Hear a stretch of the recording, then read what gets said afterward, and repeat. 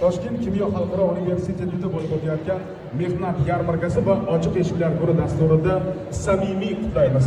Ana endi so'zni universitet rahbariyati va mehmonlarga beramiz. Bu borada esa Toshkent kimyo xalqaro universitetining ta'sischisi professor Alisher Vahobov hamda ular bilan birga UzAvto Motors'ning kadrlar bo'limi rahbari Ortiqova Dilnoza Rixsixo'jayevaga beramiz. Marhamat.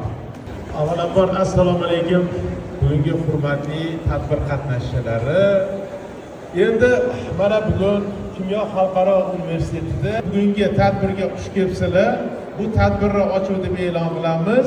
Assalomu alaykum. Universitet rahbariyati men avvalo taklif uchun korxonamiz nomidan ishonchli vakil sifatida minnatdorchilik bildirmoqchiman.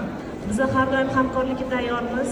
Biz uchun oliy ta'lim muassasalari bitiruvchilari rezerv kadr sifatida biriktirilsa juda ham mamnun bo'lamiz.